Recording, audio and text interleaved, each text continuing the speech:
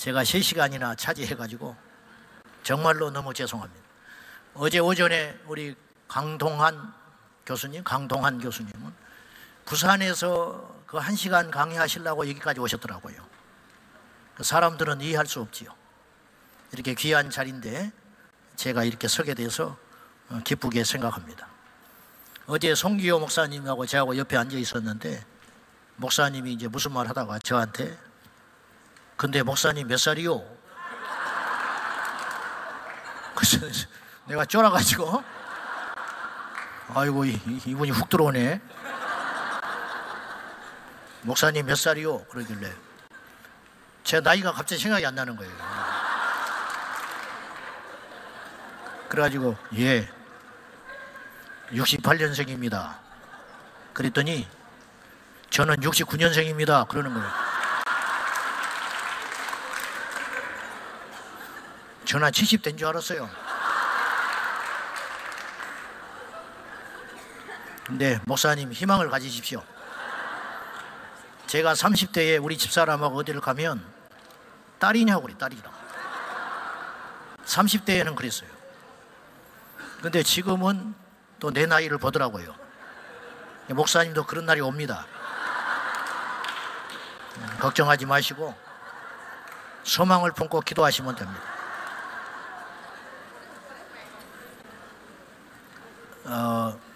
제가 좀 웃자고 하는 소리고요.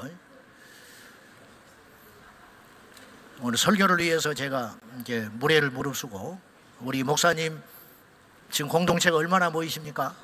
한 100여 명 되십니까? 예. 주일날 애들까지. 너무 얼마나 고생이 많으십니까? 근데 우리 교회가 45배 큽니다. 우리 이제 성도들도 와 계시니까 우리 애들까지 해서. 그런데 제가 어제 목사님은 이렇게 담담히 이야기하시는데 여기 오신 지 한 30년 되셨는데 13번 죽을 뻔했다는 거예요. 테러를 당해서 13번 두드러 맞았다는 거예요. 최근에 무슬림한테 전도를 하다가 두드려 맞아가지고 이빨이 3개인가 4개 망가졌다는 거예요. 제가 뭐로 보나 저 목사님보다 낫습니다. 얼굴도 그렇고 나이도 많고 교회도 45배나 커요. 그죠? 근데 이 상태로 하나님 앞에 가면 우리 목사님이 훨씬 큰 종입니다. 왜냐?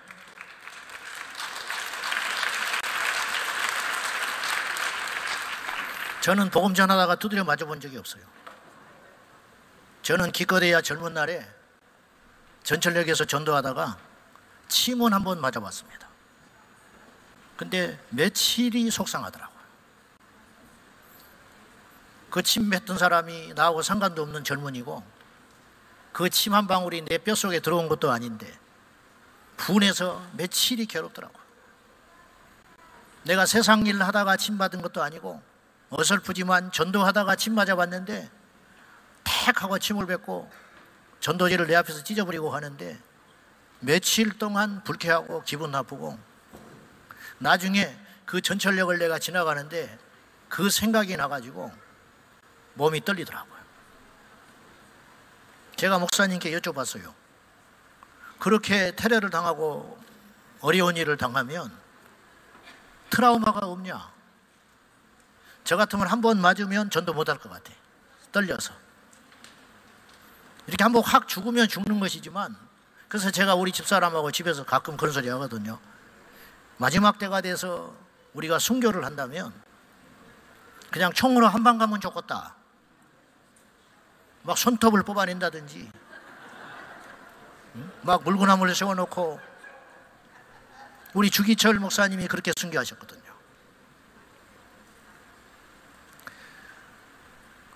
그 막내 아들 되는 주광조 장로님이 제 신학할 때 생생하게 간증을 하셨어요.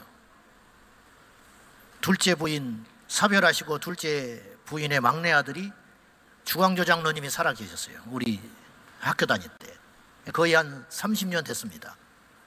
그분이 자기 아버님을 마지막으로 일제 감옥에서 순교하는 그 장면을 보기 전에 어머니, 사모님하고 손을 잡고 추운 날 면회를 갔는데 자기들 앞에서 고문을 하더래요. 거꾸로 주목사님을 세워놓더랍니다. 거꾸로 매달아 놓고 코에다가 입에다가 고춧가루를 풀어가지고 강제로 먹게 되는데 그 다음에 배가 이렇게 불러오더래요. 그러고 나니까는 눕혀놓고 배를 밟더랍니다. 그러니까 몸에서 구멍이라는 구멍인 데서 다 고춧가루 물이 흘러나오더래요.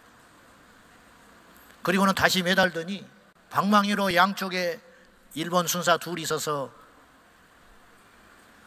이쪽에서 몽둥이로 치면 몸이 저쪽으로 쓸려가면 그쪽에서 기다렸다가 치고 양쪽으로 시계추처럼 왔다 갔다 하면서 자기 아버지 주기철 목사님이 두들겨 맞고 있더래요.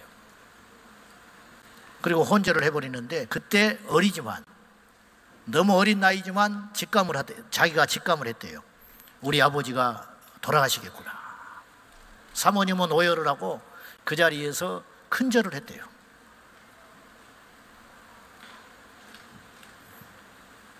사람은 내 앞에는 장사 없다고 그래요. 트라우마가 없으십니까? 사랑은 두려움을 쫓는다고.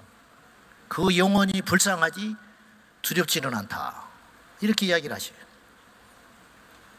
유치한 이야기지만 누가 큰 종입니까? 여러분, 제가 문득 이걸 깨달았어요. 성경에 하나님은 우리에게 뭘 되라고 하신 적이 없더라고요. 부자 되라? 없습니다. 왕이 되라? 없습니다. 그 대신 주님이 우리에게 명령하신 것이 있어요. 이것을 행해라. 되라고 하신 적이 없다니까요. 출세란 말이 없습니다. 근데 우리는 똑같은 예수를 믿고 똑같은 성령을 들고 다니는데 무엇에 되는데 고민이 많아요. 관심이 많아. 목사 되는 거, 장로 되는 거, 부자 되는 거, 국회의원 되는 거. 근데 막상 돼요. 몸부림을 치든 기도를 하든 어쨌든 뭐 하나님이 그렇게 만들어줬든 뭐가 돼요. 돼. 그 다음에는 된 다음에는 아무것도 안 해요. 즉 목사가 됐는데 복음을 안 전해요. 여러분 어떻습니까? 틀린 말 아니죠? 장로가 왜 된 거예요? 자기가 장로가 되고 싶어서 됐어요. 뭐 이것저것 해가지고 됐어. 근데 된 다음에는 아무것도 안 하는 거예요. 주님은 우리에게 뭘 되라고 하신 적이 없다니까요. 사람 낚는 어부가 되라? 그것도 그 주님의 본심은 영혼 구원하는 자를 그 일을 하라고 한 거 아십니까? 사람 낚는 어부가 되라.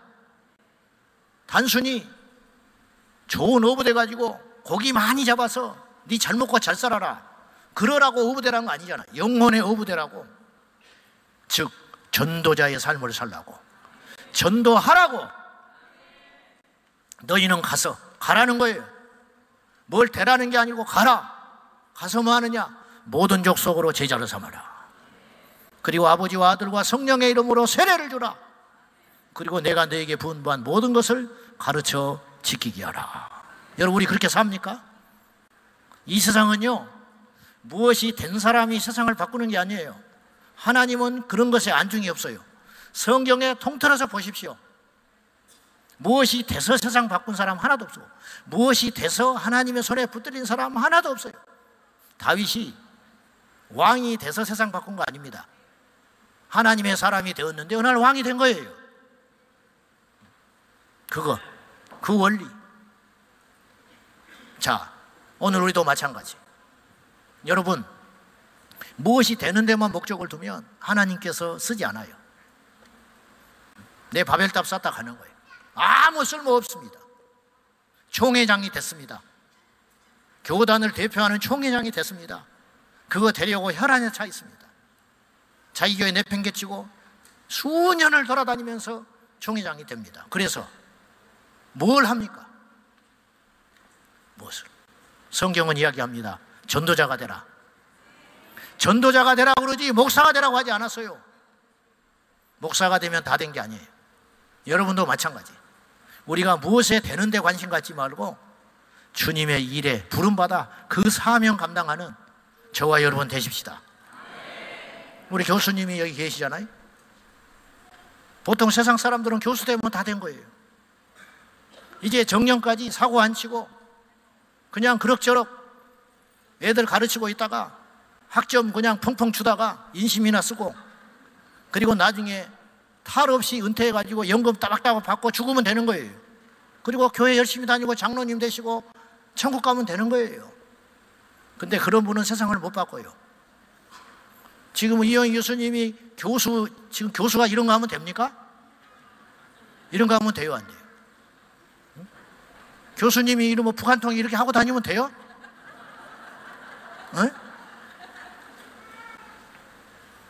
변호사님이 말이죠. 변호하고 다니셔야지. 국회를 왜 갑니까, 국회를?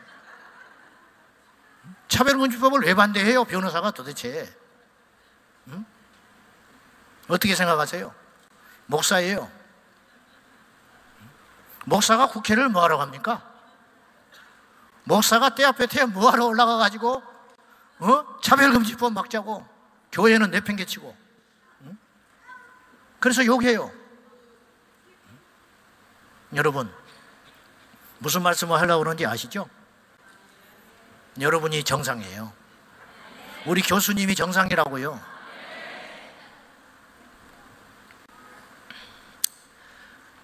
트럼프에 대해서 이러쿵저러쿵 말이 많습니다.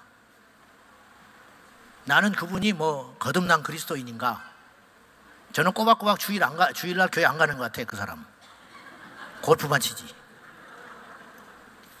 그리고 그가 스스로 고백했어요. 나는 회개한 적이 없다고.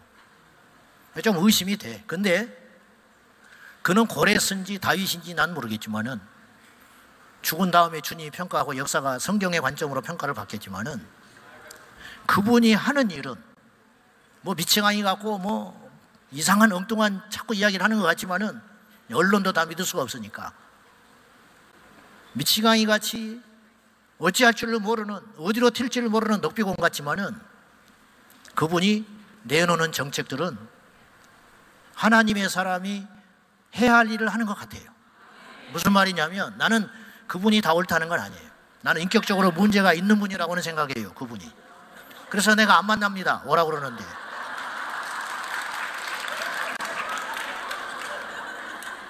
거짓말인지 안 해. 거짓말입니다.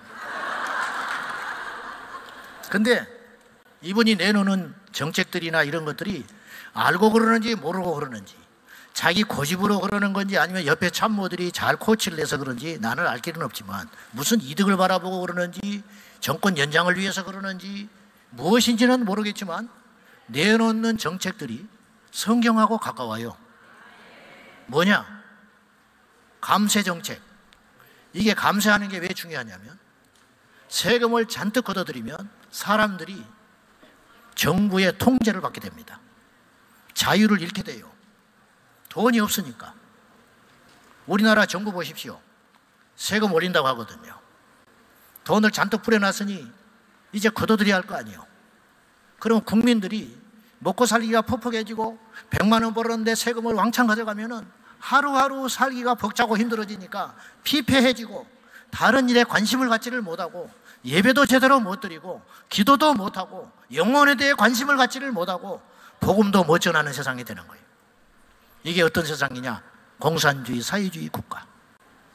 공산주의는 모든 재산이 국가 겁니다. 그러니 정신이 없어요.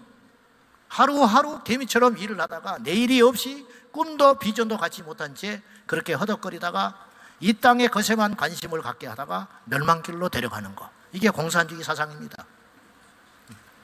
남녀간의 호칭을 부를 때 그녀 아니면 그지, 그들이라고 대이라고 불렀는데 바이든 정부 때 대이라고 부르게 했는데 그것을 금지시켰어요. 성경적이지요. 나는 그분 모른다니까요. 편들라고 하는 것도 아니고. 그런데 그분은 나라 돈으로 성전환 수술 지원하는 거 못하게 막았어요. 행정명령으로. 그랬죠? 국가공문서 요건에 남자 여자 외에는 제3의 성을 쓰지 못하게 했죠. 자, 다른 건 난 모른다니까요. 문제도 많아요. 원성도 잡는 것도 있어요. 그러나 그렇게 가다 보면 어떤 일이 벌어지느냐? 세상이 좋아져요. 여러분, 이 땅은 죄가 없는 거예요. 피조세계는. 왜 이 땅이 이렇게 엉망진창이 되고 죽도록 일을 하는데 먹을 게 없고 이렇게 인간들은 강팍해지고 세상이 이렇게 점점점 힘들어져 가는가? 다른 것 없습니다. 하나님의 법을 어겼기 때문이에요. 자, 작년이죠. 우리 안드레이 윌리엄스 변호사가 저희 교회에 한국에 오시면서 들리셨어요. 그때 여러 가지 좋은 귀한 이야기를 하셨는데 제가 인상 깊게 딱 머리에 남은 게 하나 있어요. 제가 앞에서 설교를 들으면서 무엇이 기억에 남았냐면 사람들이 속고 있다. 뭘 속냐? 피시주의, 정치적 오름. 이걸로 인하여 모든 사람들이 제 해석인데 가스라이팅에 당해가지고 진보적인 재판관, 보수적인 재판관, 이미 재판관이 될 때 우리나라도 그렇잖아요. 그래서 언론에서 맨날 이런 소리 나옵니다. 재판관이 9인데 진보적인 재판관이 뭐 6명이니 이번에 임명된 재판관은 보수적이니 진보적이니 이미 딱 프레임이 씌워져서 들어가는 거예요. 이게 우리나라만 있는 이야기가 아니고 영국, 미국 자유진영에 일어나는 재판관들 사이에서 다 이미 하나같이 약속이나 한 듯이 그렇게 딱 됐어요. 그래서 이분이 무슨 이야기를 하셨냐면 정치적 오름, 피시주의에 의하여 이미 이념과 성향이 딱 정해져 가지고 그 내리는 결정들이 헌법 위에서 결정을 한다는 거예요.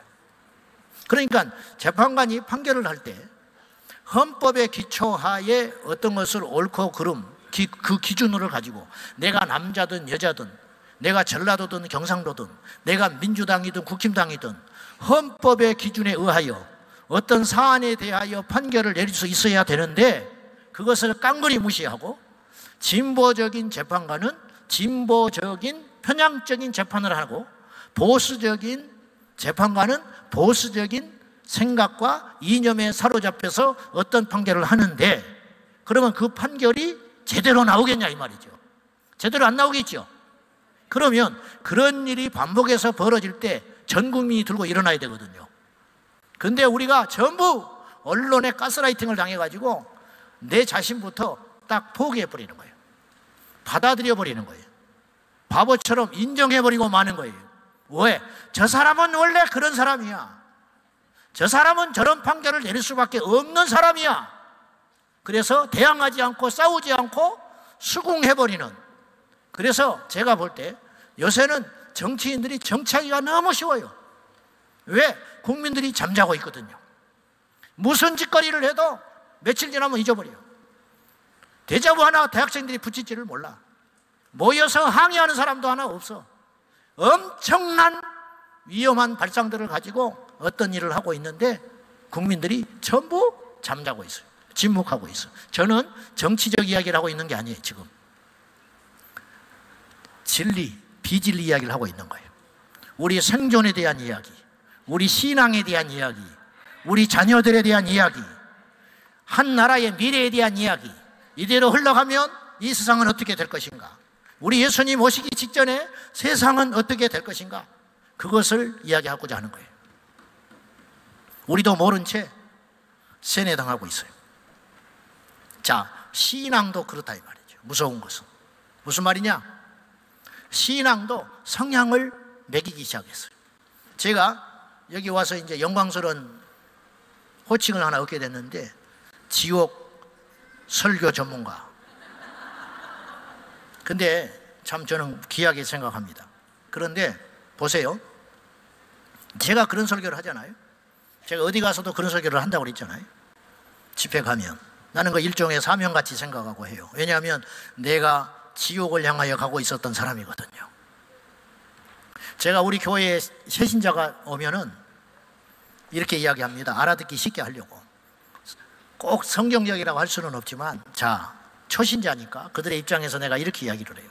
사람은 흔히 세상 사람이 하는 말로 인생에서 기회가 온다고 하더라. 뭐 세 번 오니 뭐 어쩌니 그런 소리를 한다더라.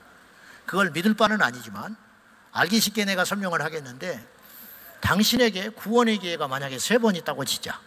그 오늘 당신은 몇 번째냐? 내가 물어봐요. 그러면 곰곰이 있다가 몇 번째라고 이야기를 해요. 그러면서 제 이야기를 합니다. 제가 그런 생각을 안 하고 있다가 어느 날 목사가 돼서 설교를 하고 이렇게 하면서 생각해 보니까 저에게도 하나님께서 2번 찾아오셨더라고요. 근데 첫 번째 찾아오셨을 때는 내가 떠났어요. 아주 어릴 적에 제가 전도를 받아서 교회를 간 적이 있었더라고요. 내 기억도 없는 그 일이 생각이 났어요. 성경학교 때인데 제가 누구의 전도를 받고 성경학교에 갔어요. 그래가지고 둘째 날까지 참석을 했는데 그때 영화를 보여주더라고. 근데 그때는 이런 영화 어떤 그런 환경이 아니기 때문에 밤이 되니까 마을 해관으로 불러내더니 벽에다가 환등기를 싸가지고 영화를 보여주는데 그 영화가 손양원 목사님 영화였어요. 그래가지고 그 영화 속에서 그 자기 2 아들을 죽인 그 원수를 입양을 하잖아요. 근데 제가 다른 건 생각 안 나는데 비가 몹시 오는 날 그 입양한 아들이 자기를 원수를 입양해 준 거 아닙니까? 손양원 목사님이 그걸 자기가 자책을 하면서 산에 올라가 가지고 이 손으로 때려 죽인 그 손을 돌덩이를 들고 피가 나도록 때리는 장면이 나왔어요. 자기 손을 원망하면서 그걸 손양원 목사님이 쫓아 올라가서 안아주는, 그리고 통곡하고 우는 그 장면이 내 눈에 선해요, 아직도. 그리고 막 저도 울었어. 뭣도 모른대. 교회 이튿날 간 날 운 사람이요, 내가. 그래가지고는 이제 뭐 은혜인지 뭔지는 모르지만 이제 감동을 받았어요. 아주 어둑어둑 해가지고 이제 집에 돌아갈 시간이 됐는데 예배당에 와서 전부 폐회하고 이제 뭐 기도하고 찬송하고 기도받고 나오는데 내 신발이 없어져 버렸어. 하얀 고무신. 야, 내가 그래서 교회에 가면 누가 신발 바꿔 간다더라. 그 말을 내가 들었는데, 근데 신기한 거는 바꿔 갔으면 하나가 남아 있어야 할 거 아니에요. 없어. 남은 것도 없어요. 그래서 선생님들이 뭔가 마련을 해줘야 할 거 아니에요. 내일 오래. 그래서 맨발로 집에를 돌아오면서 내가 다시는 교회 안 간다. 어린 마음에 상처를 입은 거예요. 다시는 안 간다. 그 집에 가서 한 소리 듣고 그리고 교회에 등쳤어요. 그때 하나님이 나를 첫 번째 부르신 거예요. 생각해 보니까 2번째 하나님이 저를 부르셨어요. 중학교 3학년 올라가는 봄방학, 옛날에는 봄방학이 있었어요. 봄방학 때 친구들이 10대 명이 나를 찾아왔어요. 그런데 어설퍼 전도하는 것이. 어설퍼. 전혀 훈련이 안 돼 있어요. 그냥 내가 들어주고 있는 거예요, 기특해서. 내가 속으로 야야, 나 같으면 그렇게 안 한다. 나 같으면 이 말을 이렇게 하겠다. 그때부터 내가 전도자가 된 거예요. 어설퍼요. 그래가지고 내가 야, 가. 쓸데없는 소리 하지 말고. 그러면서도 뭐라고 자꾸 하니까 내가 이렇게 말했어. 야, 교회에 십자가에 피레침이 있더라. 내가 그랬어. 이게 무슨 말인지를 몰라. 니네 교회에 십자가에 피레침이 있지. 있대. 그러면 번개가 무서워서 피레침 심어놓은 교회를 내가 가냐? 하나님이 번개는 안 피하게 하신다냐? 쓸데없는 소리 하지 말고 가. 중학교 3학년짜리가 할 말이 아니야. 근데 내가 안 믿으려고 마음을 먹으니까 내가 그렇게 꼼짝 못하게 하고 돌려보냈어요. 근데 이것들이 포기를 안 해. 3번째 찾아왔어요. 3번째 찾아왔는데 나름 준비를 하고 왔는데 어설퍼. 그런데 제 마음에 틈이 딱 생겼어요. 2가지의 틈이 딱 벌어졌어. 하나, 누가 시킨 건 아니에요. 하는 거 보니까 진정성은 있어. 미숙해서 그렇지. 누가 시켜서 한 것 같으면 3번까지는 안 올 것 같더라고. 2번째, 내가 이런 생각을 했어요. 그래, 100번 양보해서 내가 교회를 간다고 하자. 그런데 내가 교회를 가서 얘들한테 좋을 게 뭐가 있을까? 하나도 좋은 게 없어요. 따져보니까. 왜? 내가 헌금을 많이 할 것도 아니고, 내가 알죠. 내 형편에 내 어린 나이에 교회 가서 무슨 도움이 되겠어. 근데 나 같은 걸 뭐하러 그렇게 데려가려고 그럴까? 생긴 건 얼굴밖에 없는 사람인데 이게 통역이 안 될 거예요. 안 웃고 있잖아 이렇게.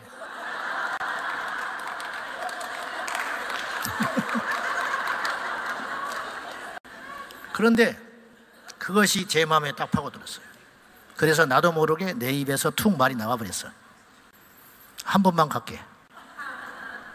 그래서 그 약속을 지키기 위해서 자존심에, 근데 그 약속을 지키기 위해 그 시간까지 무지막지하게 내 마음이 갈팡질팡했어요. 그리고는 토요일 날 예배를 드렸어요. 우리는 안식교가 아니고 주일날 자리가 없어요. 예배를 한 번 드리니까 교회 학교하고 중고등부 예배 드릴 시간이 없어. 그래서 토요일 날 저녁에 어쩔 수 없이 이제 중고등부 예배를 따로 드리는 거예요. 갔어요. 여러분 전도를 잘해야겠습니다. 서비스를 하려면 끝까지 해야 돼. 불러놓고 한 놈도 안 나와 있어. 아니 열댓 명이 3번이나 죽기 살기로 쫓아왔으면은, 간다고 그랬으면 더 쉽잖아. 거기서 기다리는 것은. 한 놈도 안 나오고 그 안에 처박혀가지고 지들 찬송만 하고 앉아있는 거예요. 옛날에 시골교회는 담벼락이 있고 대문을 열고 들어가면 그 사이에 이만큼 텀이 있어요. 그리고 사택이 있고 그 안에 예배당이 있다고. 대문을 열고 들어갔어. 한 놈도 없어. 그래가지고 예배당 앞에 갔는데 아무도 없으니까 도저히 내 발로 들어갈 수가 없더라. 나는 교회 문턱이 그렇게 높은 건 처음 봤어. 그래서 제가 교회에 있을 때, 제가 목회를 하면서 40대 50대 중년 남자가 스스로 교회를 나왔다? 이건 어마어마한 사건인 거예요. 그 문턱의 높이가 이루 말할 수 없이 높더라고요. 16 먹은 아무것도 모르는 그 어린 나이인데도 그 자존심을 버리고 내 손을 열고 내 손으로 예배당을 들어간다는 것이 그렇게 힘든 일이라는 걸 그때 내가 깨달았어요. 그래가지고 나왔어요. 다시 못 들어가고, 용기가 없어서. 그때 제가 나와버렸으면 나는 지금 어디 있었을지 몰라. 죽고 사는 게 종이 한 장 차이라더니 영혼도 죽고 사는 게 한 장 차이 있다. 제가 다시 들어갔어요. 들어갈 용기가 안 나. 또 다시 나와서 이러기를 서너 번을 했어요. 그리고는 나도 모르게 쑥 열고 들어갔어. 그 뒤로 내 인생은 달라졌어요. 내가 생각해 보니까 주님이 저를 2번째 부르실 때 저는 2번째 온 기회를 붙잡은 사람이에요. 여러분은 몇 번째세요? 성경은요, 때에 대한 책입니다. 때. 어느 날 보니까 때, 구원의 때, 은혜의 때, 재림의 때, 때가 있어. 회개의 때. 한편에 아닌 강도가 회개의 때를 잡은 거예요. 그 강도가 저는요 쉽게 한마디 한 줄 알았어요. 근데 기가 막힌 고백을 했습니다. 예수여, 당신의 나라 임하실 때에 나를 기억하소서. 이 말이 왜 엄청난, 근데 그 한마디로 예수님께서 그 사람의 구원을 보장해 주셨어요. 예수님이 말씀하지 않았으면 지금까지도 신학적 논쟁이 굉장히 클 뻔한 대목인 거예요. 이 강도가 구원받았냐 못 받았냐. 그 고백만 받으시고 주님이 죽으시고 가버리셨으면, 십자가에서 그냥 죽어버리셨으면 이 강도는 과연 구원받았을까? 예수여, 주의 나라 임하실 때에 나를 기억하소서. 삭개오도 마찬가지입니다. 삭개오의 집에 한 번 방문하신 거예요. 근데 이 삭개오가 예수님 앞에 이렇게 고백해요. 내 재산의 절반을 가난한 자에게 나눠주겠습니다. 그리고 내가 남의 것을 토색한 일이 있으면 4배를 갚겠습니다. 주님이 그 말만 듣고 그냥 식사하고 나와버리셨어요. 그랬으면 이 삭개오는 과연 구원받았는가? 어떠세요? 어떤 사람은 구원받았다고 말할 거예요. 어떤 사람은 아니라고 할 거예요. 근데 주님이 그 말씀을 들으시고 딱 보장하셨어요. 오늘 이 집에 구원이 임하였도다. 이 사람도 아브라함의 자손이로다. 그러니까 논쟁의 여지가 없는 거예요. 그 강도가 예수님께 이런 고백을 한 거예요. 짧은 한마디. 예수여, 당신의 나라 임하실 때 나를 기억하소서. 이 말 속에는 2가지의 믿음 신앙 고백이 있는 거예요. 첫째, 당신은 죽지 않습니다. 죽으실 분이 어떻게 당신의 나라를 이룹니까? 죽지 않으신다는 거예요. 왜? 당신은 하나님이시니까. 사람에게 죽지 않는다는 소리를 어떻게 합니까? 아무리 뛰어난 사람에게도 당신은 영원히 산다는 건 아부이지, 그거는 진실한 말이 될 수 없는 거예요. 자기도 죽고 이분도 죽고 피차에 죽어가는 처지에 무슨 아부를 하며 무슨 경황이 있어요. 그런데 당신의 나라를 당신이 가져올 거라는 거예요. 당신은 여기에서 죽는 것 같지만은 나는 잘은 모르나 당신의 죄 때문에 죽는 것이 아니니 당신은 반드시 다시 살아나게 될 것이고 당신께서 당신의 왕국을 이루시게 되는 날이 올 것입니다. 그때 나를 기억하소서. 죽어버린 놈을 무슨 기억을 합니까? 자기도 안 죽는다는 거예요. 여러분, 구원의 필수 조건이 있어요. 예수님이 죽지 않는다. 예수님이 죽지 않으셨다. 내가 죽지만 죽지 않는다. 나도 죽지 않고 예수님 부활하셨다. 죽지 않는다는 건 어디 가서 산다는 것이다. 그런데 나의 영원한 미래를 보장하고 책임지실 유일한 분 예수 그리스도, 그분에 대한 완벽한 신앙 고백. 주 예수여, 주여 당신의 나라가 임할 때에 나를 기억하소서. 그것은요 평생 50년을 다녀도 할 수 없는 고백이라는 걸 내가 알게 됐어요. 그 고백을 들으시고 주님이 장담하십니다. 오늘 네가 나와 함께 낙원에 있으리라. 한편에 반대편에 있는 강도는 끝까지 이악 물고 예수님 조롱하다가 멸망길로 갔어요. 그때 성경은 때에 대한 이야기라고요. 재림의 때, 심판의 때, 그 때에 대해서 우리가 무엇을 준비하고 있느냐. 여러분, 10명의 처녀가 똑같이 믿음이 있었어요. 어떤 믿음입니까? 신랑이 온다는 믿음. 그러니까 신랑을 맞이할 준비한 거예요. 그러나 그 때를 맞춰서 준비하지 못한 10처녀는, 5처녀는 미련하다고 말 듣고 멸망길로 간 거예요. 이건 비유지만 재림에 대한 거 아니겠어요? 5처녀는 지혜라는 게 다른 지혜가 아니에요. 다른 것이 아니고 기름, 등잔에 쓸 기름을 충분히 준비했다는 거예요. 이거 우리에게 그것이 있냐 이거죠. 자, 신앙도 그렇듯이 아까 제가 판사들의 이야기를 했어요. 우리 신앙은요 진리가 기준이어야 돼요. 교단 의미 없습니다. 교파 의미 없습니다. 성향이라고 말하지 마시라고요. 제가 지옥 설교를 하고 천국 설교를 하면 사람들이 이런 착각을 할 수 있다고 내가 생각해요. 우리 목사는 그 소리 하는 사람이야. 또 하는 거야 그냥. 그러면 이게 어떤 문제가 생기냐면 다른 목사님은 그런 설교 안 해도 괜찮은 거예요. 무슨 말인지 아시죠? 그 설교를 하는 목사가 있으니까 안 하는 설교도 존재한다는 거예요. 여러분, 이게 맞는 소리입니까? 아니라는 거예요. 아니라는 거야. 여기에 속으면 안 된다는 거예요. 성향 아니에요. 진리, 참이냐 거짓이냐, 이것만 있는 것이지 교단, 교파, 성향 아무것도 없는 것이에요. 그런데 어느 날 교회 안에 이것이 밀려 들어왔어요. 그래가지고 색깔을 이야기해요. 저 교회는 색깔이 그렇다는 거예요. 색깔이 있다면 예수 색깔밖에 없는 거예요. 무슨 색깔이 필요합니까? 신앙에 무슨 색깔이 있어요? 성경을 믿느냐 안 믿느냐, 진리냐 거짓이냐, 참이냐 거짓이냐, 깨어있느냐 잠자느냐, 거듭났느냐 안 거듭났느냐, 가짜냐 진짜냐, 이것만 있는 것이지 신앙의 색깔이 들어가 있어요. 속지 마시기를 축원합니다. 이것이요 마귀가 우리를 물타게 하고 있는 거고 전 세계의 그리스도인을 전부 세뇌시켜가지고 성향에 따라서, 그래서 동성애 찬성하는 것이 죄가 아니고 동성애 찬성하는 교회가 있는 거예요. 문제의식이 없는 거예요. 지난번에 6월 달에 동성애 반대 집회를 할 때, 그들이 동성애 퀴어 집회를 한다고 할 때 그 동성애 퀴어 집회를 한다고 예고한 기자회견한 곳이 서울 시내의 기장측 교회였어요. 멀쩡한 교회. 교회에서 프랜카드를 걸어놓고 동성애 퍼레이드 퀴어 축제를 하겠다고 선언한 것이 교회 예배당이었다 이 말이에요.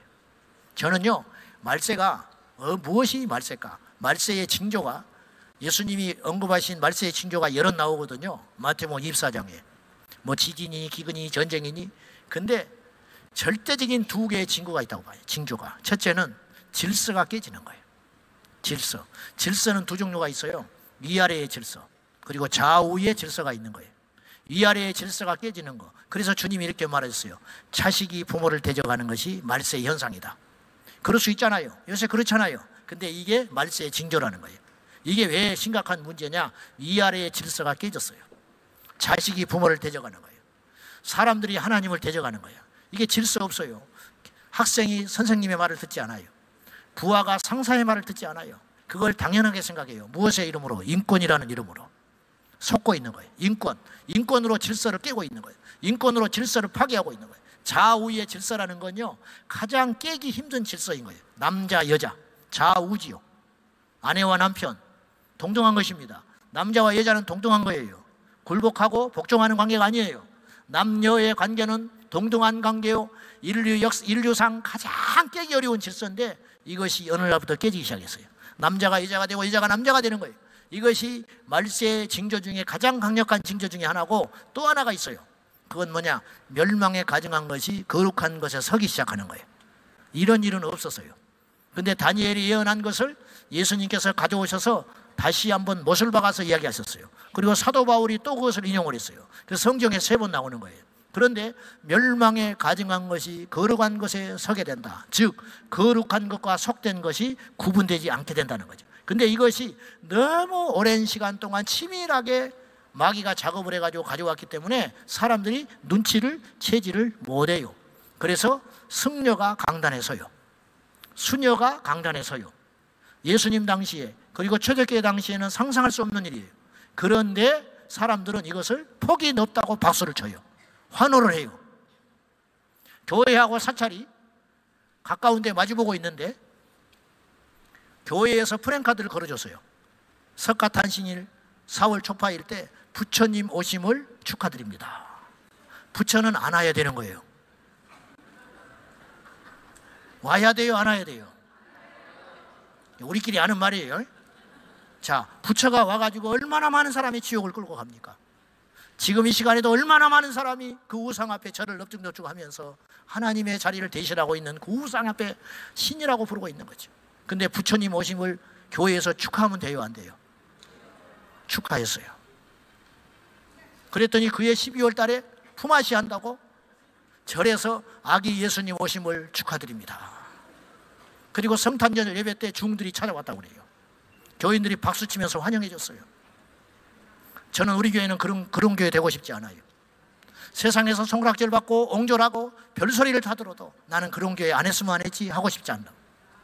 여러분, 제가 뭐 잘났다는 게 아니에요. 그런데 대부분의 성도들이 그런 현상이 벌어질 때 무디어져 가지고 그냥 그걸 받아들이고 있다는 거예요. 멸망에 가증한 것이 거룩한 곳에 서기 시작했어요. 동성애자가 거룩한 강단에 레즈비언이 서기 시작했고, 게이가 강단에 서기 시작했어요. 레즈비언, 게이를 핍박하거나 그들을 차별하지 게 아니에요. 회개를 해야 되는데 회개할 자가 강단에 서면 안 되는 것이죠. 멸망에 가증한 것이 거룩한 것에 서는 세상이 됐다 이 말이죠. 여러분 어떻습니까? 세상의 위협이 무서운 게 아니고 내부에서부터 분별하지 못하는 현상들, 이것이 이 시대의 가장 강력한 적이라고 나는 생각해요. 왜 이 지경이 됐느냐? 우리가 깨어있지 않기 때문인 거예요. 남 탓할 필요가 없어요. 우리가 약해져 있기 때문이에요. 우리가 마귀를 대적하지 않기 때문이에요. 우리가 말씀에 서 있지 않기 때문이에요. 우리가 거룩하지 않아서 그래요. 우리가 정신 차리지 못해서 그러는 거예요. 우리의 영이 약해져서 그러는 거예요. 강단에서 말씀으로 전하지 않기 때문에 그래요. 하나님을 경외하는 것을 가르치지 않게 해서 그래요. 하나님을 경외하는 법을 가르쳐야 되는데 제멋대로 행해도 성도 떠나갈까봐, 날아갈까봐, 교회 망할까봐, 목사가 월급 못 받을까봐, 강단에서 진리를 선포하지 못하니까 교회가 쪼그라들고 교회가 약해지고 눈치 보게 되고 말씀이 사라지게 되고 검이 예리하지 못하게 되고 말씀의 검이 부러져 버리고 나니까 사람들은 진리를 듣지 못하게 되는 거예요. 오늘 이 시대는요, 진리를 얻기 위하여 산을 넘고 강을 넘어야 하는 시대가 됐어요. 옛날에는 강단에서 우리가 귀만 열면 천국, 지옥, 재림, 십자가의 설교를 들을 수 있는 세상이었어요. 마치 한강물 퍼다가 마음대로 먹는 것처럼. 그러나 지금은 그런 세상이 아니게 됐어요. 이제는 복음을 듣기 위해서 수십 킬로, 수백 킬로를 차를 타고 가야 하는 세상이 떴다 이 말이에요. 이게 도대체 어찌된 일이냐는 거예요. 야금 몰려고 오더니 우리도 모른 채 완전히 무너지고 만 거예요. 여러분, 2000년 전에 제가 이렇게 이야기를 해요. 우리 교회가 진짜냐 가짜냐를 판별하는 방법이 있다. 2000년 전 초대교회 성도를 우리 교회에 모셔다가 한 달간 예배를 드려보자. 그러면 그 초대교회 성도들이 우리 교회에 와서 한 달을 생활을 해보고, 우리 집에 와서 생활을 해보고, 나의 영성을 점검해보고, 내 신앙생활을 점검해보고, 그들이 인정하면 우리는 진짜다. 그러나 그들이 그렇지 않다면 우린 가짜야. 제가 중국에 신학교 강의하러 갔다가 거기에 탈북사에 가는 선교사님을 잠깐 만나가지고 충격적인 이야기를 들었어요. 오래전에 이분이 북한에서 탈북한 형제들을 남한에 들어갈 때까지 이리저리 은신처를 마련해가지고 한 곳에 오래 머물지를 못하고 데리고 다니면서 노심 조마조마하면서 그 대사관을 통해서 남한에 들어올 수 있도록 허가가 내릴 때까지 그 시간이 얼마나 두려운 시간이었어요. 그때 그 사역을 하는 선교사님이 계셨어요. 근데 이분이 저한테 이런 말을 한 거예요. 이미 거의 한 15년 됐어요. 제가 그 이야기를 들은 지가. 중국에 가서 이들이 밥 먹고 성경 공부하고 기도만 한다는 거예요. 탈북자들이 예수 믿고. 근데 그들이 기도하는 기도의 목록이 있어요. 골방에 이제 써놓고 옮겨 다니면서 기도하는 그 기도 제목의 제일 첫 번째 넘버원 기도 제목, 한국교회를 살려주십시오. 내가 그 소리를 듣고 먹먹해지고 자존심 상하고 창피하고 고개를 못 들었어요. 누가 지금 누구를 걱정하는 거예요? 탈북한 그리스도인이 남한교회를 걱정하고 있더라고요. 남한교회에 예수가 없다는 거예요. 남한교회에 주의 영이 떠났다는 거예요. 남한교회가 속히 하나님의 영으로 충만해지도록, 복음을 전하도록, 기도운동이 일어나도록, 부흥이 되도록 그들이 1번 기도 제목을 놓고 기도를 하고 있다. 그들이요 이런 말도 들었어요. 남한에 들어왔어요. 남한에 들어와가지고 그 핍박과 죽음의 사선을 넘어가지고 예수 믿고 남한 땅에 들어왔으니까 이제 마음껏 예배하고 마음껏 복음 듣고 마음껏 하나님께 찬송할 수 있겠다. 그리고 기대감을 가지고 교회에 왔는데 설교를 못 듣겠더라. 예수가 없어. 복음이 없어. 그래서 그들이 이렇게 기도하기 시작했다는 거예요. 울면서 다시 북한으로 보내달라고.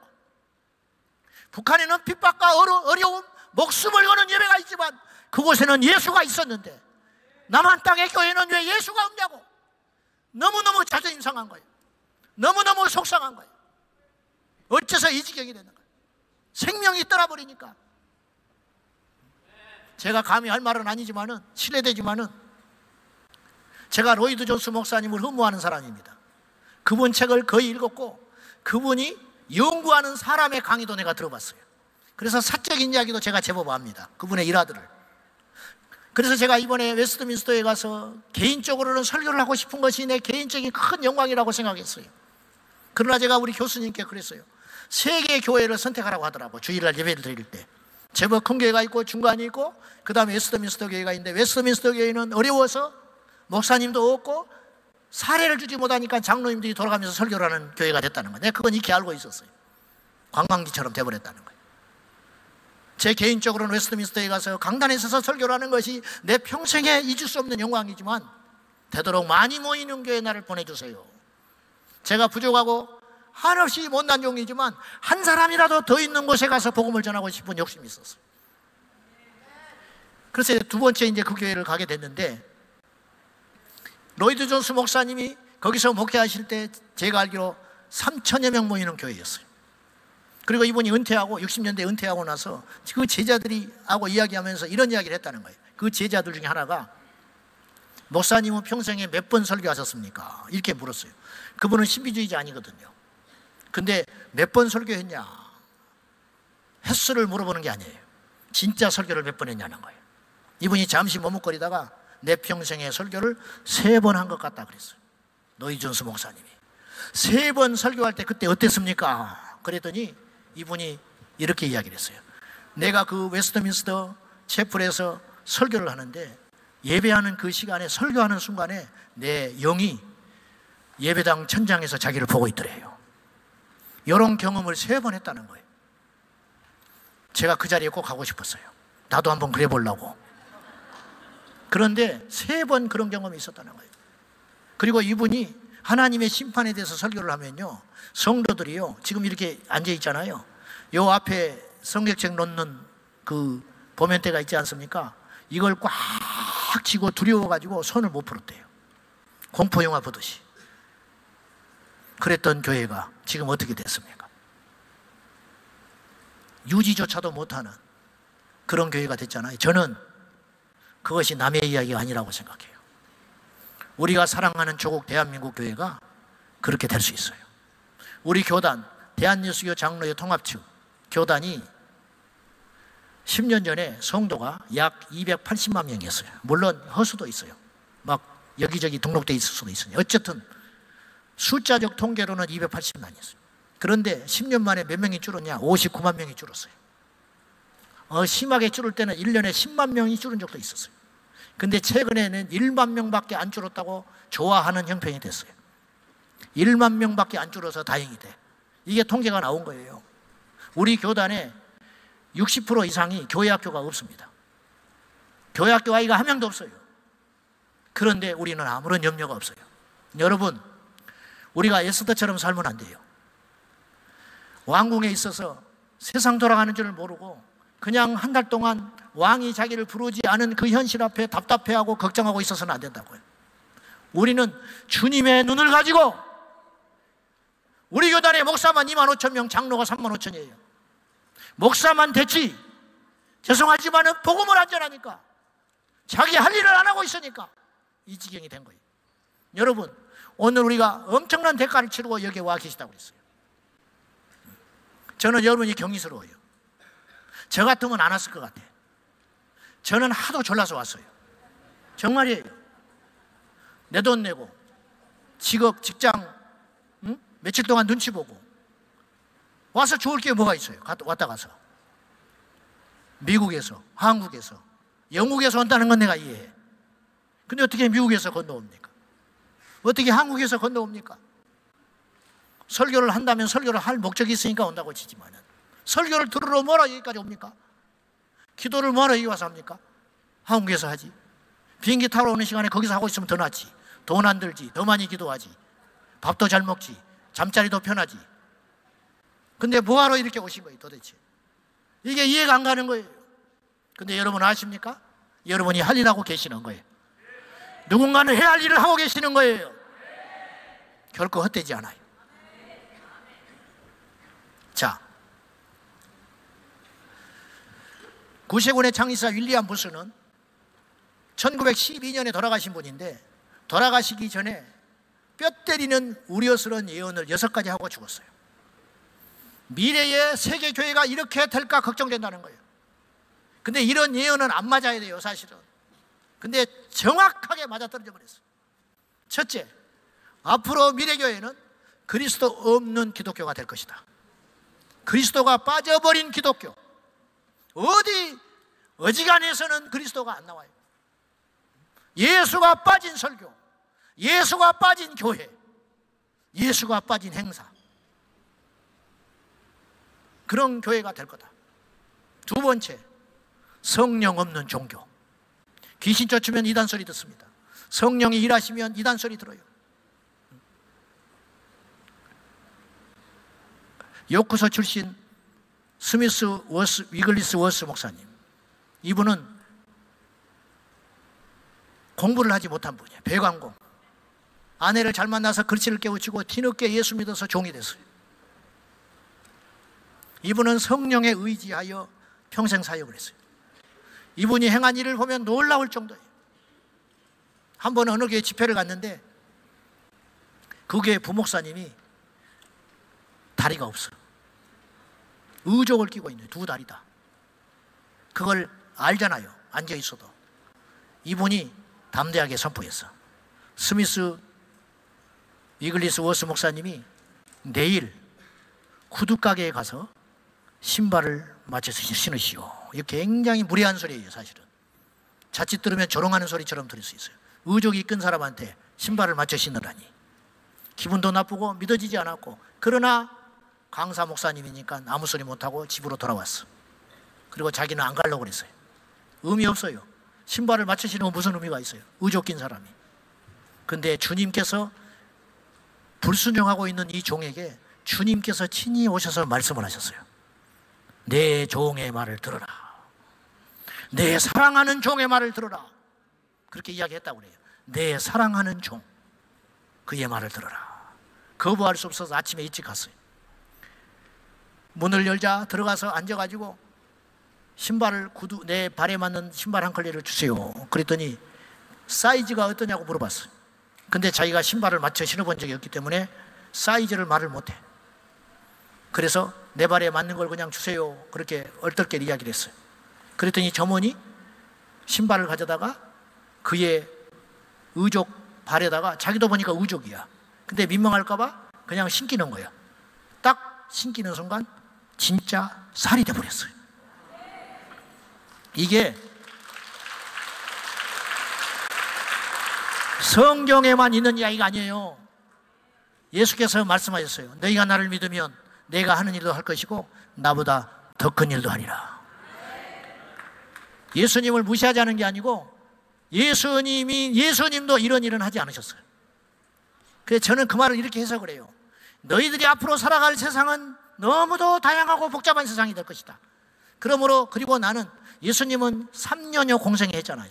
그러니 너희들은 더 오랜 시간 동안 더 복잡한 세상에서 더 많은 기적을 이루게 될 것이다. 나는 그렇게 그 말씀을 받아요. 그리고 나머지 한 발도 진짜 발이 됐어요. 이게 20세기에 일어난 일이에요. 이것이. 여러분, 성령님을 환영해야 됩니다. 우리의 이성과 경험을 뛰어넘는 성령의 역사를. 여러분, 성령을 제한하는 건 우리예요. 하나님이 성령을 제한하고 있는 게 아니라고요. 우리의 경험과 잘못된 이론들과 잘못된 생각들이. 제가 놀란 게, 우리 교회 어떤 교우 한 분이 방언을 그렇게 구하고 기도하는데 못 받는 거예요. 다른 사람은 다 받는데 이 사람이 방언을 못 받아. 그렇게 금식을 하고 사모하는데 못 받아. 어느 날 나한테 상담을 찾아와서 회개했냐? 회개했다. 원하는, 진짜 이 사람은 가짜 그리스도인이 아니야. 나라도 이 사람은 주고 싶어. 이렇게 몸부림을 치는데, 근데 왜 성령을 왜 그러시는? 근데 나중에 이야기를 들어보니까 이 사람이들은 부정적인 한마디, 뭐냐? 방언은 이단이야. 귀신이 주는 방언도 있어, 마귀 방언도 있어. 이 소리를 딱 어느 날 들었대. 누구한테? 그 소리가 이 머릿속에 박혀가지고 이게 빠져나가지 않으니까 방언이 올라다가 그 생각이 딱 사라져 버리는 거예요. 이렇게 무서운 것이구나. 여러분, 오늘 여러분에게 성령님을 향한 장벽이 다 없어져서 성령님을 전적으로 환영하고 성령의 역사의 주인공이 되어서 예수의 이름으로 성경에 일어난 모든 사건들이 저와 여러분이 될 것이 되기를 주님의 이름으로 축원합니다. 성령이 빠지니까 종교가 되는 거예요. 세 번째로 일리안 부스는 이런 말을 했어요. 지옥 없는 천국, 지옥에 대한 설교를 듣기 싫어하니까 천국만 들으려고 할 것이다. 그래서 여러분, 목회자에 대해서 우리가 요구할 필요가 없는 것이, 세상은요 수요와 공급의 원리가 있는 거예요. 필요하니까 그 말을 하는 거예요. 원하니까 그 소리를 자꾸 하는 거예요. 선생님을, 실력 있는 선생님을 만드는 비결은 학생들이 열심히 공부를 해버리면 선생님이 수준이 높아지는 거예요. 이해돼요? 무슨 말인지? 생산자의 질을 높이기 위해서는 수요자가 수준이 높아지면 되는 거예요. 정치를 욕할 이유가 없어요. 국민들 수준 이상 정치인을 두지 못하는 거예요. 우리나라 정치 지도자들이 저모장이 된 것은 저렇게 뻔뻔스럽게 거짓말을 해도 국회의원을 하고 저렇게 못된 짓을 해도 장관이 되는 이유는 국민들이 무지해서 그러는 거예요. 옛날 같으면 그런 사람은 국회의원 하면 안 돼요. 옛날 같으면 저런 사람은 장관 되면 안 돼요.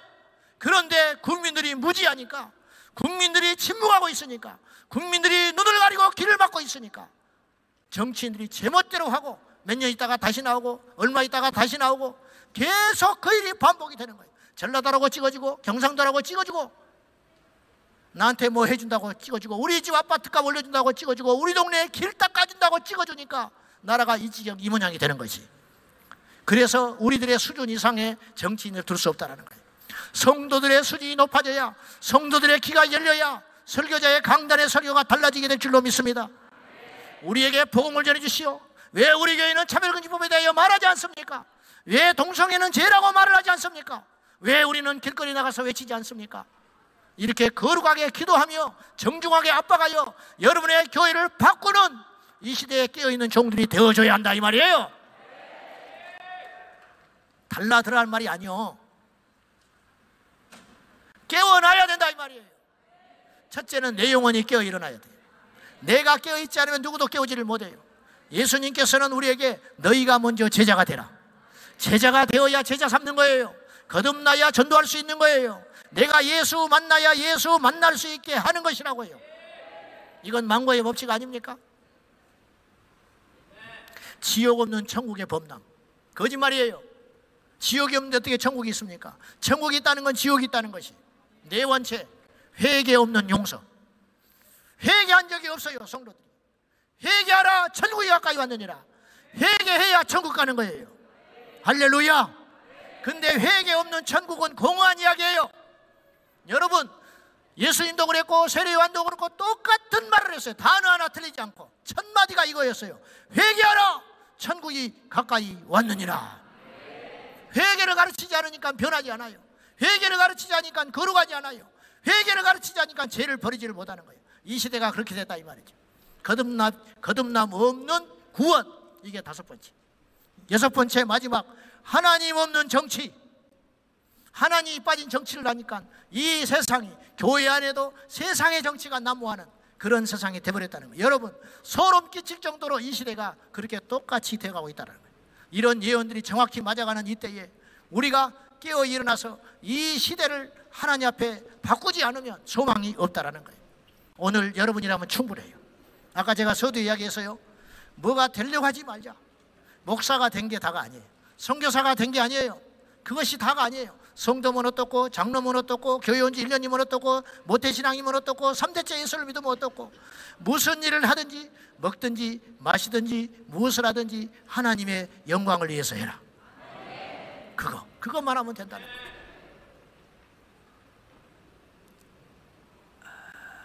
자, 이제 결론적으로 저희들이 많은 말씀들을 들었어요. 여기서. 그러면 구슬도 깨어야 보석이 되는 거예요. 쓸모가 있게 되는 거예요. 우리가 뭘 해야 되냐 말이에요. 이제부터.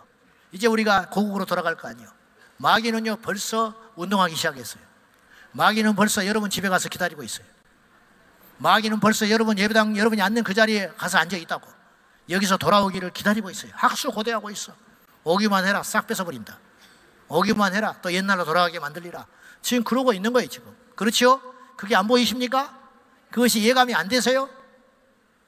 그러니 우리가 단단히 말씀 듣고 무장하고 기도했으니 마음의 준비를 잘해서 이 마음을 빼앗기지 않고 흐트러지지 않도록 30배, 60배, 100배 결실할 수 있도록 마음을 단단히 조여매고 가야 되지 않겠습니까?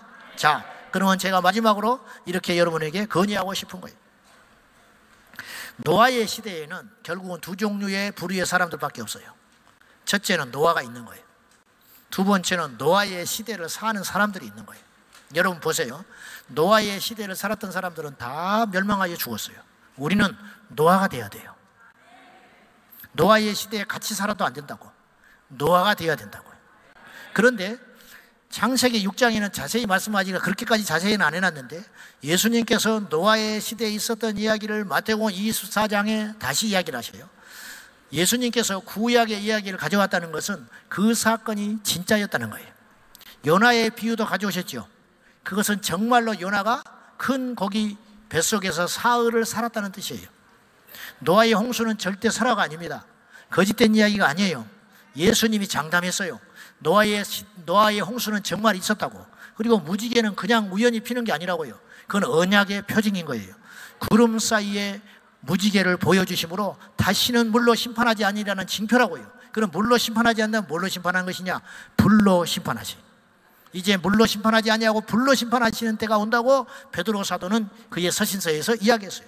불로서 이 세상이 다 풀어지는 날이 온다. 용암 속에 뭘 넣어버리면 풀어서 녹아져 버리듯이 불로서 이 세상을 심판할 때 전부 녹아버리는 날이 올 거다. 베드로 사도가 예언을 했으니 성경은 1.1핵도 틀림없이 착착착착 맞아가는 이야기라 이 말이죠. 그런데 예수님께서 마태복음 24장에서 노아의 시대에 대하여 아주 우리가 주목해야 할 한마디를 하셨어요. 그건 뭐냐? 노아의 시대는 제약이 관연한 시대이기도 하지만 창세기에서는 제약에 대한 이야기만 했지만은 예수님은 그것을 보강하여 무슨 말씀을 하셨냐면 그 당시 사람들의 특징 중에 하나가 시집가고 장가가고 먹고 마셨다. 그래서 죽은 거예요. 자, 묻겠습니다. 시집가는 일이 나쁜 일입니까?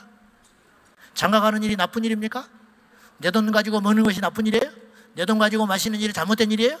죄된 일이 아니에요. 여러분, 제가 물어볼게요. 음주운전이 나빠요? 졸음운전이 나빠요? 음주운전이 위험해요? 졸음운전이 위험해요? 둘 다 위험하지. 어디 갔더니 졸음운전이 더 위험하대, 바보같이. 둘 다 위험한 거예요. 어차피 둘 다 위험한데 이래도 죽고 저래도 죽는 거예요. 나도 죽고 남도 죽일 수 있는 거예요. 그런데 겉으로 볼 때는 죄는 음주운전이에요. 졸음운전은 죄가 아니에요. 근데 문제는 죽이는 건 똑같아. 어떤 의미에서 볼 때는요, 졸음운전이 더 위험해요. 술 취한 거는 그나마 정신이 조금이라도 있을지 몰라요. 자버렸다, 그건 진짜 답 없는 거예요. 여러분, 영적으로 악하여 죽는 것이나 악해도 죽어요. 잠자는 신앙도 죽습니다. 자, 죄인은 지옥 가요? 깨어있지 않는 성도는 지옥 가요? 무슨 말인지 알겠어요? 노아가 아니면 다 죽는 거예요. 우리가 택할 수 있는 길은 하나밖에 없어요. 노아가 되어 방주 짓는 거예요. 알고 봤더니 노아가 방주를 지은 게 모든 인류를 위해서 지은 게 아니에요. 자기 가족을 위해서 지은 거예요. 오늘 본문의 말씀에 뭐라고 그랬느냐? 믿음의 선한 싸움을 싸우라. 그리고 영생을 취하라. 이를 위하여 너희가 부름받았다. 이렇게 말씀하셨잖아요. 여러분 보세요.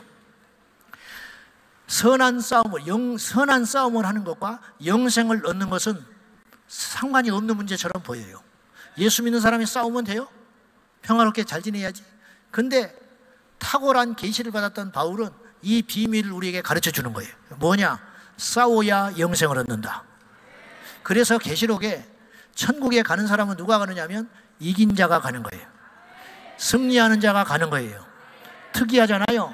착한 사람이 가야 되는 거 아니에요? 믿는 자가 가야 되는 거 아니에요? 거룩하게 산 자가 가야 되는 거 아니에요? 그런데 계시록에는 이긴 자가 가는 곳이 하나님의 나라라는 거예요. 죄와 이기고 내 자신과 이기고 악과 이기고 제 세상과 싸워 이기는 자가, 선한 싸움을 행하는 자가 영생을 취할 수 있는 것인데, 그 영생을 얻기 위하여 치열하게 싸우려는 저와 여러분이 되어야 한다 이 말이에요. 제가 성경은 때에 대한 책이라고 그랬어요. 영국은 때를 놓친 것 같아요. 그래서 우리 안드레 윌리엄스 변호사님이 10여 년 전부터 한국에 와서 호소한 거예요. 영국은 기회를 잃었다.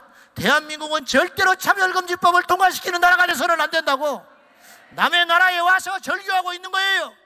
왜? 자기가 해야 할 일이기 때문에.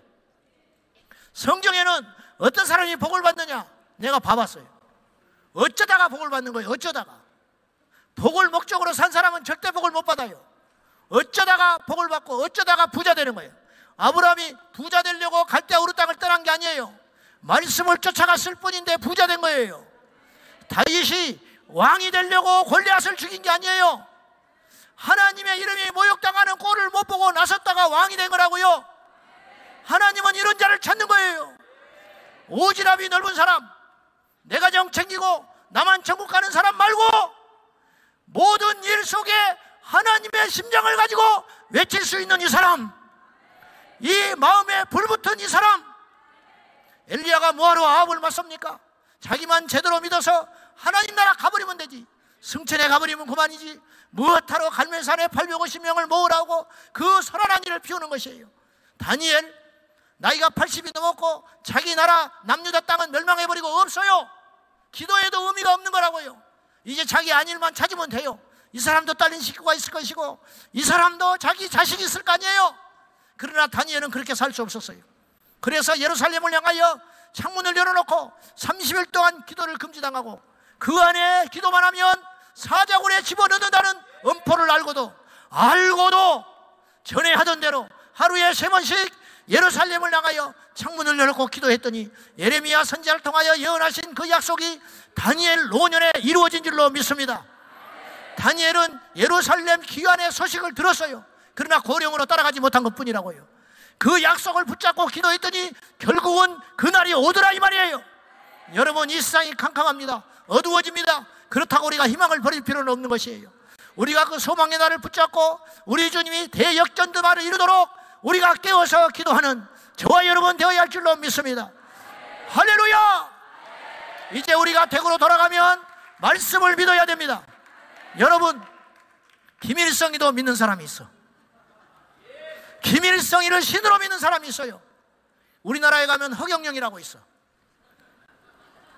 공중 부양한다 하고 헛소리를 짓거리다가 정치자금법, 그리고 추행범, 사기죄로 몰려가지고 감옥에 들어가 있어요 지금. 근데 그를 메시아로 지금도 믿고 있어.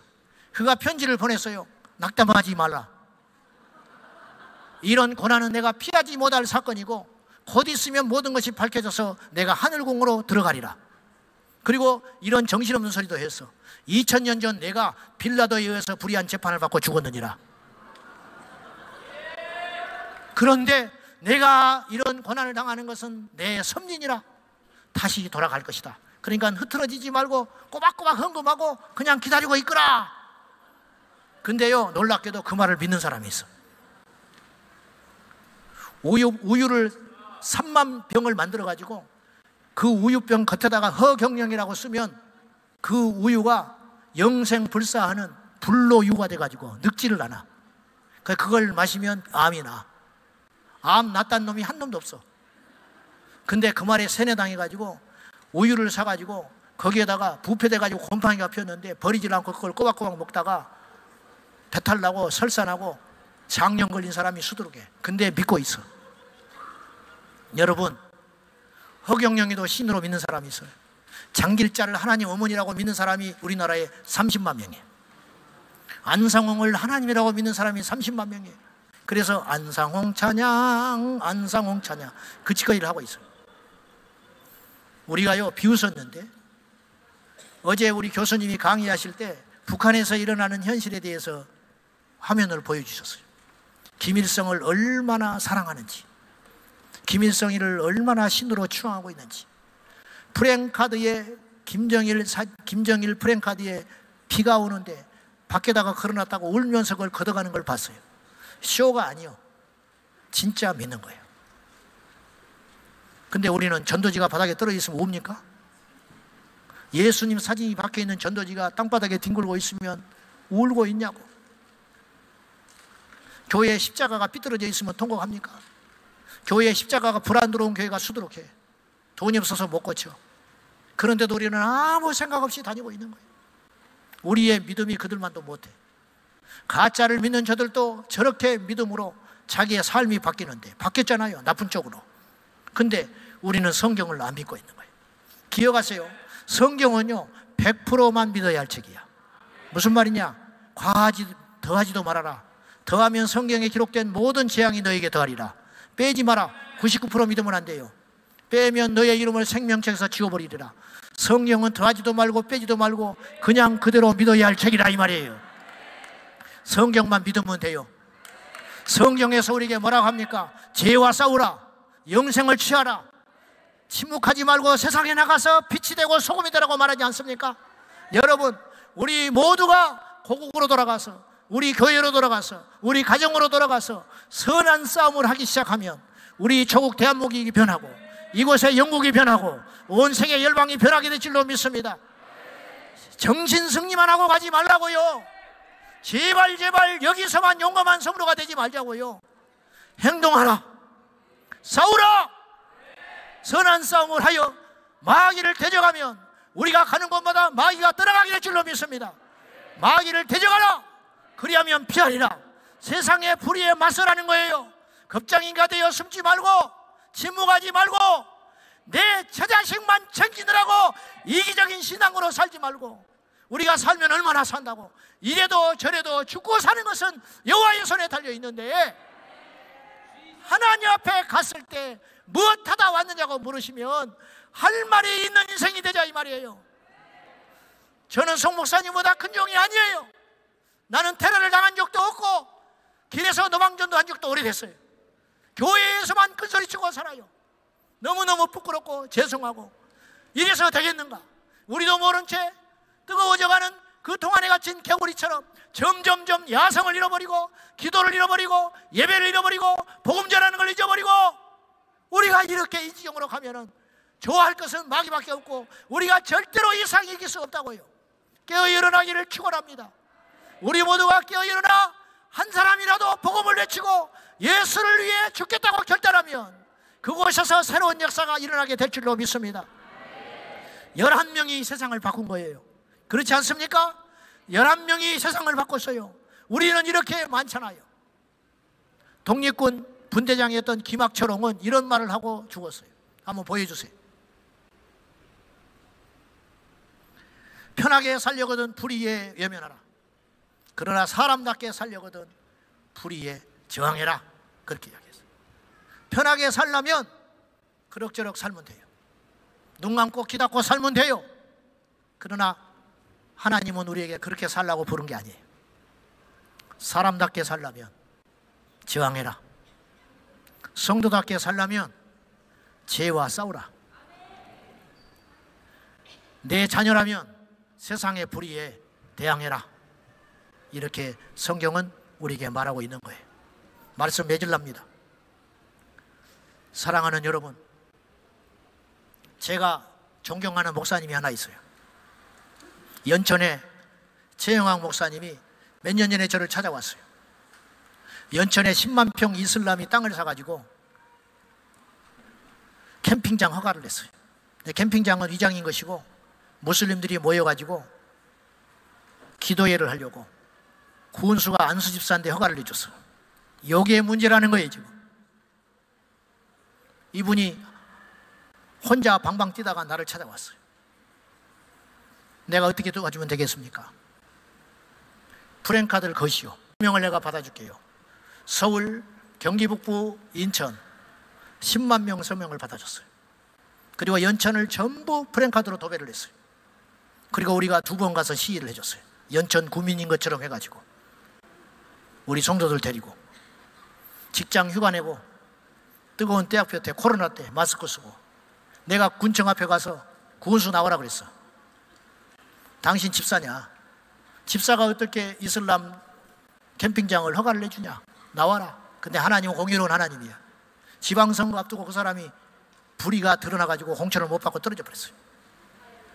그래가지고 하나님께서 극적으로 그곳에 허가 취소를 내리게 되고 그 행정명령이 유효돼가지고 30일 안에 반론을 제기하지 않음으로 인하여 영영 그곳에는 이슬람 캠핑장이 들어오지 못하게 만들어버렸어요.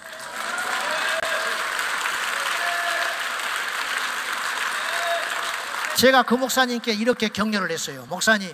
목사님이 하신 일은 교회 100개를 세운 것보다 큰 일을 했다. 우리는 세운 것만 관심이 많거든요. 근데 무너뜨리는 세력을 막는 것에는 별로 안 보이는 거예요.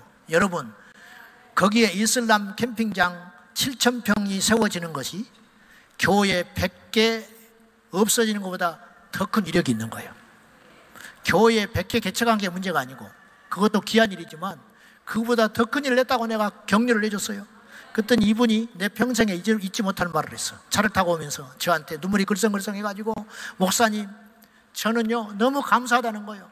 그래서 뭐가 감사하냐 그랬더니 이분이 교회에 갈 데가 없었어요. 서울에 있는 작은 교단에 부목사로 있다가 이 나이는 차가고 들어가는데 교단이 작고 오란데는 없고 그래서 교회는 거기에서 나와야 했고 나와가지고 주일날 산에 가서 혼자 예배를 드리고 있었다는 거예요. 그런 세월이 있었다는 거예요. 2년 3년을 그러다가 연천 자기 꼴짝에 1년마다 목사를 쫓아내는 장로가 그 교회 주인 노릇하고 있는 성도 5명 있는 교회에 자기를 초대를 받은 거예요. 주변에서 죽었으면 죽었지 가지 말라고 말리는 걸 2년을 임지가 없다 보니까 거기를 간 거예요. 아닌 게 아니라 장로가 보통이 아니에요. 거기서 시집살이를 1년 2년 하다가 나중에는 급기야 목사님 보고 나가라고 그랬어요. 나가라고 그러니까 이 양반이 어떻게 버텼냐면 하나님이 가라고 할 때까지 나는 안 간다고 그랬어요. 그랬더니 이 장로가 나가버렸어요. 장로가 나갔는데 교인들 5명 중에 몇 명 데리고 나가버렸어요. 교인이 거의 없어. 근데 교인 죽어라 전도하고 이렇게 귀한 종인데 교인이 안 늘어요. 근데 나한테 이런 말을 하는 거예요. 목사님 이제 알게 됐다는 거예요. 뭘 알게 됐냐 그랬더니 교회가 부흥 안 되게 하신 이유를 알게 됐다는 거예요. 왜요? 나는 살다 그런 말을 처음 들었어. 하나님이 교회를 부흥 안 하게 해준다는 거예요. 그래서 무슨 말이냐 그랬더니 교회가 부흥하고 바빠고 정신없었으면 내가 이슬람을 어떻게 막냐는 거야. 와, 이렇게 생각하는 사람이 있구나. 교회가 부흥이 안 되니까 교회를 며칠 비우든지 나가서 무슨 짓을 하고 다니는지 간섭하는 사람이 한 명도 없다니. 어차피 사례를 못 받으니까. 그래서 마음껏 반동성애 운동하고 이슬람 막으로 다니고 전국을 누비고 돌아다닌다는 거예요. 얼마나 감사하냐는 거예요. 내가 고백은 안 했지만 당신은 나보다 큰 종이요, 당신은 나보다 끼어있는 종이라. 그 소리가 여기까지 나오려고 했는데 안 해버렸어. 자존심 때문에. 얼마나 내가 사랑하는지 몰라. 그분을 내가 얼마나 귀하게 생각하는지를 몰라. 교회 크기가 문제가 아니에요. 무엇이 되는 게 문제가 아니에요. 부자가 문제가 아니에요. 건강한 게 문제가 아니고 오래 사는 게 문제가 아니라고요. 주님의 뜻대로 행하다가 가는 것이 우리가 해야 할 일이고 사명인 줄로 믿습니다. 여기에 모인 우리라면 충분해요. 여러분, 제가 다시 한번 결심하고 결단하려고 그래요. 저도 하나님 앞에 부끄럽지 않게 노력을 해보랍니다. 그렇게 결단을 해볼 테니까 여러분도 우리 모두 결단하고 결심하여 하나님께서 나를 통하여 당신의 뜻이 이루어지도록 우리 모두 결단하고 기도하는 저와 여러분 되기를 예수님의 이름으로 축원합니다. 할렐루야. 우리 통성으로 5분간만 기도합시다. 우리 5분간만 생명 걸고 기도하는 거예요. 하나님, 나를 사용하여 주십시오. 주님, 우리가 이 자리에 은혜 받는 걸로